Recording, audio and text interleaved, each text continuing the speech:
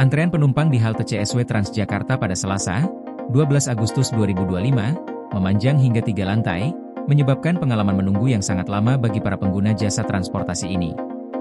Gangguan rute akibat banjir membuat layanan Transjakarta terganggu, sehingga bus sulit melayani penumpang dengan lancar.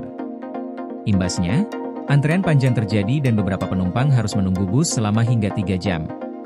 Salah satu penumpang, Tisa, berbagi kisahnya kepada Detikcom mengenai kondisi antrean di halte CSW yang sangat padat dan tak biasa.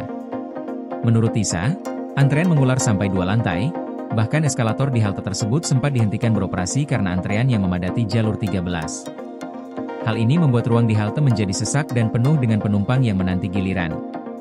Di lantai utama, antrean bahkan sudah mencapai jalur 6, padahal dalam kondisi normal, antrean tidak pernah sampai sejauh itu. Biasanya, Tisa hanya perlu menunggu bus sekitar 10-15 menit, namun pada hari tersebut, ia terpaksa menunggu selama 2 hingga 3 jam. Hal ini dikarenakan antrean sempat dihentikan sementara dan tidak bergerak, sehingga antrean yang berada di lantai atas pun menumpuk dan baru terurai setelah lama. Karena waktu tunggu yang sangat lama, banyak penumpang yang sudah kelelahan memilih duduk sambil menunggu giliran naik bus. Ada pula yang membawa bekal dan makan selama antrean berlangsung untuk mengisi waktu. Tisa menggambarkan suasana di halte saat itu seperti suasana saat pulang kampung, penuh dengan keramaian, aktivitas, dan kesibukan, terutama karena waktu tersebut bertepatan dengan jam pulang kerja. Situasi ini menunjukkan betapa dampak dari bencana banjir tidak hanya dirasakan oleh masyarakat secara umum, tetapi juga sangat mempengaruhi kelancaran layanan transportasi publik.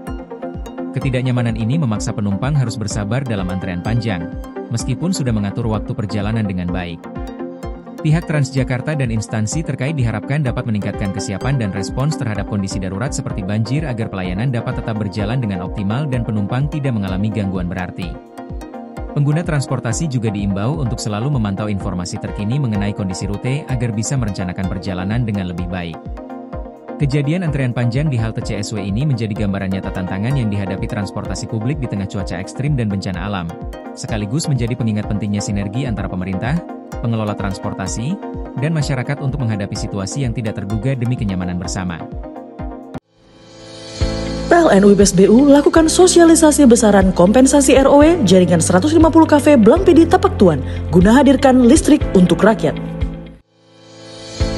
UP2B Kaltimra, pastikan keandalan listrik untuk rakyat melalui strategi operasi adaptif dan skema pertahanan sistem.